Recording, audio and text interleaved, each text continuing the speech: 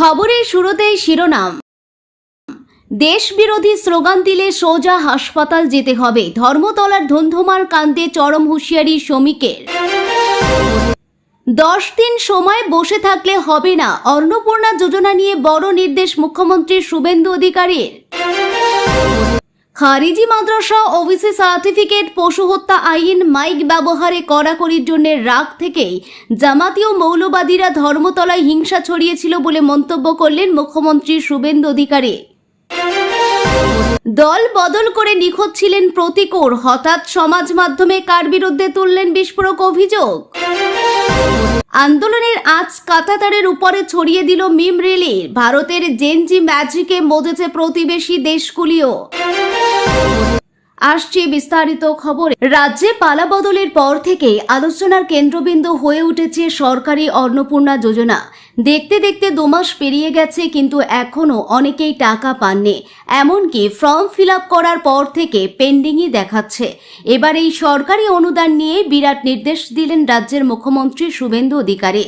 আর কিছুদিন পরে মাস শেষ হবে ও নতুন করে যোগ্যদের অ্যাকাউন্টে অন্নপূর্ণা যোজনার টাকা ঢুকতে শুরু করবে বলে জানা যাচ্ছে।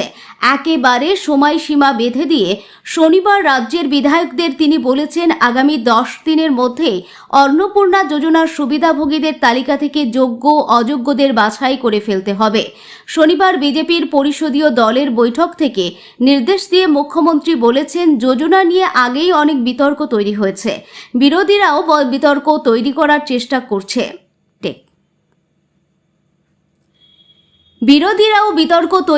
চেষ্টা করছে। অন্নপূর্ণা যোজনায় এখনো এমন কিছু নাম রয়েছে যারা এই প্রকল্পের মধ্যে পড়ে না। এমন অনেকে আছেন যাদের পারিবারিক আয় 1 লক্ষ টাকার বেশি, আবার বহু যোগ্য সুবিধাভোগীদের নাম বাদ দিয়ে দেওয়া হয়েছে। এরপরে রাজ্যের বিধায়কদের বাড়তি দায়িত্ব দিয়ে মুখ্যমন্ত্রী এদিন বলেছেন, এবার থেকে শুধু আধিকারিকদের উপর ভরসা করা যাবে না, তাই এই সুবিধাভোগীদের তালিকা সংশোধন কিংবা বিয়োজনের দায়িত্ব নিতে হবে খোদ বিধায়কদের উদ্দেশ্যে শুধুমাত্র শুভেন্দু বললেন, শুধুমাত্র প্রশাসনিক আধিকারিক বা আমলাদের উপর ভরসা করে বসে থাকলে চলবে না। গ্রাউন্ড লেভেলে এসে সমীক্ষা করতে হবে যাতে সঠিক উপভোক্তারা প্রকল্পের সুবিধা পায়। প্রসঙ্গত, বর্তমানে এই সরকারি প্রকল্পের আওতায় মাসিক 3000 টাকা করে আর্থিক সহায়তা পেয়ে থাকেন বাংলার মহিলারা। এবার এই সমাজ কল্যাণ প্রকল্প নিয়েই উঠতে শুরু করেছে অভিযোগ। বিধায়কদের দাবি, এই সরকারি প্রকল্পের সুবিধাভোগীদের নিয়ে বিতর্ক উস্কে দিচ্ছে রাজ্যের বিরোধী শিবির, তাই আগামী দিনে কোনো যোগ্য যেন বঞ্চিত না থাকে, তার জন্যই এই কড়াকড়ি মনে করা হচ্ছে। নিট প্রশ্নপত্র ফাঁসের প্রতিবাদের নামে কলকাতার ধর্মতলায় বিক্ষোভ মিছিল থেকে সাংবাদিক ও পুলিশের উপর হামলা চালানোর ঘটনায় এখনো পর্যন্ত 14 জন গ্রেপ্তার হয়েছে। তাদের সঙ্গে নিটের সঙ্গে দূর দূরান্তের কোনো সম্পর্ক নেই। ভারতকে অশান্ত দুর্বল করতে চাওয়া জামাতি মৌলবাদীরা এই ঘটনা ঘটিয়েছে বলে মন্তব্য করলেন মুখ্যমন্ত্রী শুভেন্দু অধিকারী। খারিজি মাদ্রাসা ওবিসি সার্টিফিকেট, পশু হত্যা আইন, মাইক ব্যবহারের কড়াকড়ির জন্য রাগ থেকে এই হামলা চালানো হয় বলে মন্তব্য করেছেন মুখ্যমন্ত্রী। রবিবার পূর্ব মেদিনীপুর জেলার নন্দীগ্রামে কার্গিল দিবস উদযাপন করতে গিয়ে সাংবাদিকদের মুখোমুখি হয়ে কথা বললেন মুখ্যমন্ত্রী। তিনি বলেন, এটা বামেদের মিছিল ছিল না, স্বঘোষিত ককরোচ পার্টির মিছিল ছিল। পরে বামেরা যুক্ত হয়। হিংসার ঘটনায় নিট আন্দোলনকারীরা একেবারেই যুক্ত নয়। আমরা ভালো করেই দেখেছি, সাংবাদিকদের উপর বর্বরোচিত আক্রমণের দায়িত্ব তারা নিচ্ছেন না। মুখ্যমন্ত্রী বলেন, এই শক্তিটা সম্পূর্ণভাবে বিদেশি শক্তি দ্বারা মদতপুষ্ট হতে পারে। তদন্তকারীরা বলতে পারবেন এদের সঙ্গে ককরোচ পার্টি বা নিট আন্দোলনের কোনো সম্পর্ক নেই। এরা কেউ ছাত্রও নয়, এরা সম্পূর্ণভাবে জামাতি মৌলবাদী এবং ভারতকে দুর্বল করতে চায়, অশান্তি করতে চায়। তিনি বলেন, আর গত 10 সপ্তাহ ধরে এ রাজ্যে বিজেপি যে রাষ্ট্রবাদী বিজেপি সরকার চলছে, তারা যে আইন কার্যকর করেছে, সেই যন্ত্রণা থেকে এই অসভ্যতাটামি করে এসছে এরা। মুখ্যমন্ত্রী বলেন, খারিজি মাদ্রাসা রেজিস্ট্রেশন নিয়ে তদন্ত হচ্ছে, এটা রাগ আছে। অবৈধ ওবিসি সার্টিফিকেট পেয়েছিল, হাইকোর্ট বাতিল করে দিল, আমরা কার্যকর করেছি। রাগ আছে, 1950 সালে পশু হত্যা আইন হয়েছিল, আমরা কার্যকর করেছি, এতে রাগ আছে। শব্দ দূষণ নিয়ে আমরা পদক্ষেপ নিয়েছি, এতে রাগ আছে। সেই কারণে এই লোকেরা প্রধানমন্ত্রী মুখ্যমন্ত্রী ছবিতে লাথি মারা, চোখে দেখার অযোগ্য প্রধানমন্ত্রীর ছবি প্রদর্শন, এটা আন্দোলন নাকি? মুখ্যমন্ত্রী বলেন, যেভাবে সংবাদ মাধ্যমের কর্মীদের মেরেছে, রক্তপাত করেছে, প্রাণঘাতী হামলা করেছে, তাদের বিরুদ্ধে 7টা মামলা হয়েছে, সব মামলা সাংবাদিকরা করেছে। পুলিশ 2-1টা শতপ্রণোদিত মামলা করেছে। পশ্চিমবঙ্গের রিপোর্টাররা বছরের পর বছর ধরে আক্রান্ত হওয়ার পরে এই প্রথম তারা নির্ভয়ে এগিয়ে এসেছেন। ছাব্বিশের বিধানসভা নির্বাচনে ঠিক আগে আগে সিপিএম এর উপর একরাশ ক্ষোভ উগরে দিয়ে দল বদল করেছিলেন প্রতীকুর রহমান। অভিষেক বন্দ্যোপাধ্যায়ের হাত ধরে অত্যন্ত নাটকীয়ভাবে তিনি যোগ দিয়েছিলেন তৃণমূলে, কিন্তু এরপরই দলের নির্বাচনী পরাজয় এবং সামগ্রিক রাজনৈতিক পট পরিবর্তনের পর থেকে কার্যত রাজনীতি এবং সংবাদ মাধ্যমের আড়ালেই চলে গিয়েছিলেন তিনি। এমনকি নিট পরীক্ষার প্রশ্নপত্র ফাঁস ও দুর্নীতি নিয়ে যখন গোটা দেশ উত্তাল, ছাত্র সমাজ ধারাবাহিক বিক্ষোভ চালিয়ে যাচ্ছে এবং তার দলের সিনিয়র নেতারা দিল্লিতে পড়ুয়াদের পাশে এসে দাঁড়িয়েছেন, সেই অত্যন্ত সংবেদনশীল সময়েও সম্পূর্ণ নীরব ছিলেন প্রতীকুর। অবশেষে দীর্ঘ নীরবতা ভেঙে সমাজ মাধ্যমে একটি নতুন পোস্ট করলেন তিনি, যেখানে সরাসরি রাজ্য পুলিশের বিরুদ্ধে আক্রমণ শানিয়েছেন। সম্প্রতি দিল্লির ছাত্র আন্দোলনের জোরালো আঁচ এসে পড়েছিল কলকাতার প্রাণকেন্দ্র ধর্মতলায়। গত শুক্রবার বাম ছাত্র সংগঠনগুলির যৌথ ডাকে প্রচুর সাধারণ ছাত্রছাত্রী ও যুব সমাজ কেন্দ্রীয় শিক্ষামন্ত্রী ধর্মেন্দ্র প্রধানের পদত্যাগের দাবিতে তীব্র আন্দোলন গড়ে তোলেন। এদিনের এই পূর্ব নির্ধারিত মিছিল নির্দিষ্ট রুট ধরে এগোতেই হঠাৎ ব্যাপক বিশৃঙ্খলা ও রাজনৈতিক উত্তেজনা তৈরি হয়। পরিস্থিতি এমন জায়গায় পৌঁছায় যে আন্দোলনকারীদের একাংশের বিরুদ্ধে পুলিশকে লক্ষ্য করে জুতো, জলের বোতল ছোড়ার মতো গুরুতর অভিযোগ ওঠে। শুধু তাই নয়, পেশাগত দায়িত্ব পালন করতে যাওয়া সংবাদ মাধ্যমের কর্মীদেরও নিগ্রহ করা হয় বলে অভিযোগ। এরপর গোটা পরিস্থিতি সম্পূর্ণরূপে নিয়ন্ত্রণে আনতে কঠোর পদক্ষেপ গ্রহণ করে পুলিশ। পুলিশের এই কঠোর পদক্ষেপ এবং অ্যাকশনকে তীব্র ভাষায় কটাক্ষ করেই শুক্রবার সোশ্যাল মিডিয়ায় একটি পোস্ট করেন প্রতীকুর রহমান। তিনি নিজের ফেসবুক পোস্টে লিখেছেন, আজ ধর্মতলায় সাধারণ ছাত্রদের উপর পুলিশি জুলুম ও নির্বিচারে লাঠিচার্জকে আমি তীব্র ধিক্কার জানাই। যদিও তৃণমূল নেতা প্রকাশ্যে পুলিশের বিরুদ্ধে লাঠি চালনার মারাত্মক অভিযোগ আনলেও রাজ্য পুলিশের পক্ষ থেকে আনুষ্ঠানিকভাবে কোনো লাঠিচার্জের কথা স্বীকার করা হয়নি। উল্লেখ্য, প্রতীকুর রহমানের রাজনৈতিক ক্যারিয়ার অত্যন্ত দীর্ঘ এবং বৈচিত্র্যময়। তিনিও একসময় বামপন্থী ছাত্র আন্দোলন থেকে মূল রাজনৈতিক স্রোতে উঠে এসেছিলেন। দীর্ঘদিন ধরে তিনি ভারতের ছাত্র ফেডারেশন বা এসএফআই এর অত্যন্ত গুরুত্বপূর্ণ রাজ্য কেন্দ্রীয় স্তরের দায়িত্ব অত্যন্ত দক্ষতার সঙ্গে সামলেছেন। পরবর্তীতে পুরনো দল ছেড়ে তিনি শাসক দল তৃণমূলে যোগ দেন। রাজ্যের রাজনৈতিক পালাবদলের সময় সোশ্যাল মিডিয়ায় পোস্ট করে তিনি সাফ জানিয়েছিলেন যে তিনি তৃণমূলের সঙ্গেই থাকবেন। এরপর একবার দলের সর্বভারতীয় সাধারণ সম্পাদক অভিষেক বন্দ্যোপাধ্যায়ের উপর হামলার ঘটনার তীব্র প্রতিবাদ করে তিনি প্রকাশ্যে সরব হয়েছিলেন। তবে সেই ঘটনার পর দীর্ঘকাল তাকে প্রকাশ্যে কোনো রাজনৈতিক কর্মসূচিতে সক্রিয় হতে দেখা যায়নি।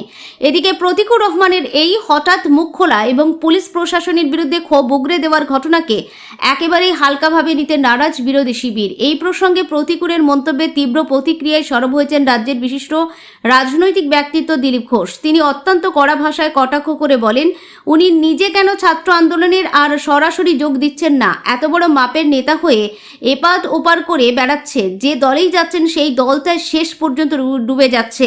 মূলত ছাত্র আন্দোলনকে কোনো রকমে আঁকড়ে ধরে আবারও লাইমলাইটে আসার ও ভেসে থাকার চেষ্টা চালাচ্ছেন তিনি। তবে প্রশাসন তার নিজের নিয়মেই চলবে।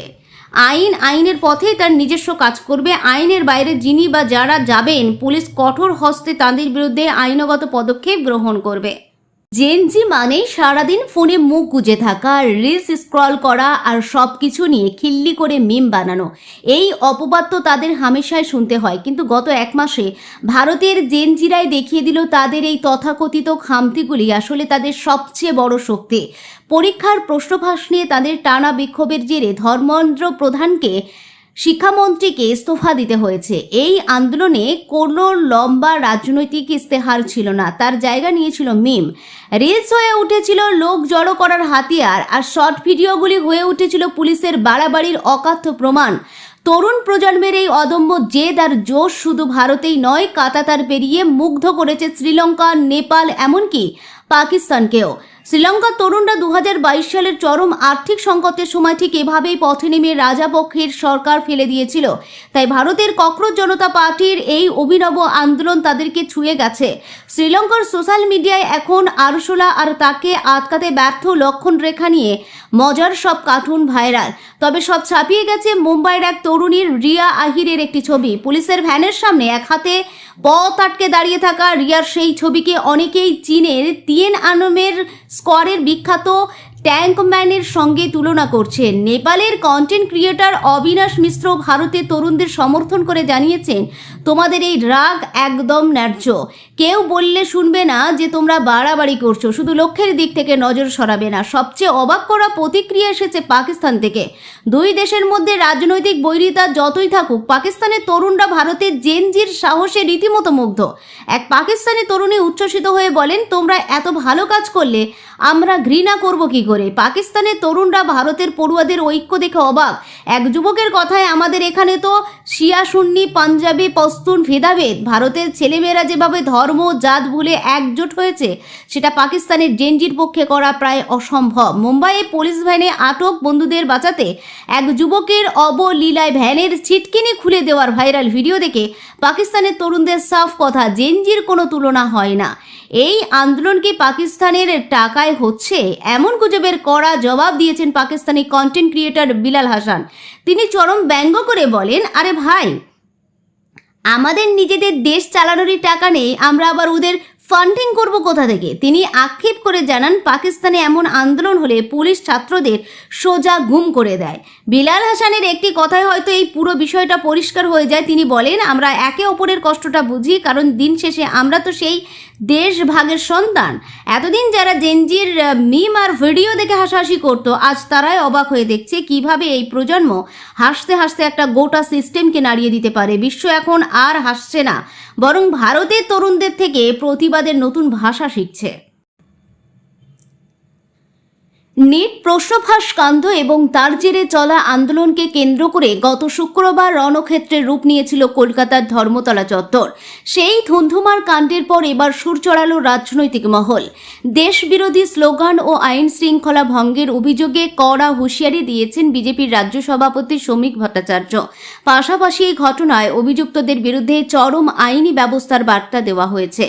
এদিন সাংবাদিকদের মুখোমুখি হয়ে বিজেপি নেতা শ্রমিক ভট্টাচার্য কড়া ভাষায় বলেন, দেশবিরোধী শক্তি নতুন করে মাথাচাড়া দিয়েছে। মনে রাখতে হবে, এই সরকার শ্যামাপ্রসাদের সরকার, বাবরের সরকার নয়। আইনের পথে চলবে। ভারত বিরোধী স্লোগান দিলে সরকারি হাসপাতালে জরুরি বিভাগ ঘুরে যেতে হবে। ধর্মতলার মিছিলে যেভাবে উচ্ছৃঙ্খলা ও জিগির তোলা হয়েছে তা বরদাস্ত করা হবে না বলে সাফ জানিয়ে দিয়েছেন তিনি। গতকালের আন্দোলন ঘিরে পরিস্থিতি এক প্রকার ভয়াবহ আকার ধারণ করেছিল। বিক্ষোভের নামে মিছিলে চলে অবাধ গুন্ডামি। দায়িত্ব পালন করতে গিয়ে আন্দোলনকারীদের হাতে মার খেতে হয় একাধিক সাংবাদিককে। এমনকি পুলিশের লক্ষ্য করে জলের বোতল ও জুতো ছোড়ার মতো ঘটনা ঘটে।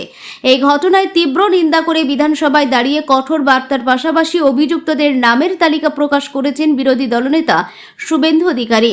তিনি জানান, পুলিশের উপর হামলার ঘটনায় ইতিমধ্যেই 7টি মামলা রুজু করা হয়েছে এবং প্রতিটিতে গুন্ডা দমন আইন ধারা যুক্ত করা হয়েছে। আফরোজ, নাহিদ, তানভীর, রাহুল ও জামালদের মতো অভিযুক্তদের 3 পুরুষ মনে রাখার মতো কঠিন শাস্তি দেওয়া হবে বলে হুঁশিয়ারি দিয়েছেন তিনি। ইতিমধ্যে এই ঘটনায় 14 জনকে গ্রেপ্তার করা হয়েছে। এদিকে এই ধুন্ধুমার কাণ্ডে ধৃত অভিযুক্তদের মধ্যে অন্যতম আফরোজের রাজনৈতিক পরিচয় নিয়ে চাঞ্চল্য তৈরি হয়েছে। স্থানীয় সূত্রে দাবি, অভিযুক্ত আফরোজ আদতে একজন তৃণমূল কর্মী। মেটিয়াবুরুজের তৃণমূল বিধায়ক আব্দুল খালেক মোল্লার নির্বাচনী প্রচারের গাড়িতে তাকে দেখা গেছে। শুধু তাই নয়, শাসক দলের একাধিক হেভিওয়েট নেতার সঙ্গে তার ছবি সোশ্যাল মিডিয়ায় ভাইরাল হয়েছে, যেখানে ক্যাপশনে লেখা রয়েছে, মমতা বন্দ্যোপাধ্যায় মানেই উন্নয়ন। তৃণমূলের দলীয় পতাকা হাতে তাকে মিছিলে হাঁটতে দেখা গেছে বলে অভিযোগ। শেষ পর্যন্ত মুখ্যমন্ত্রী করা বার্তার পরে অন্ডাল থেকে রাজাবাজারের বাসিন্দা আফরোজকে গ্রেপ্তার করেছে পুলিশ। ধর্মতলার এই রাজনৈতিক সংঘর্ষ এবং পরবর্তীতে নবান্ন বিরোধী শিবিরের তরজা রাজ্যের আইন শৃঙ্খলা পরিস্থিতিকে ফের একবার উত্তপ্ত করে তুলেছে।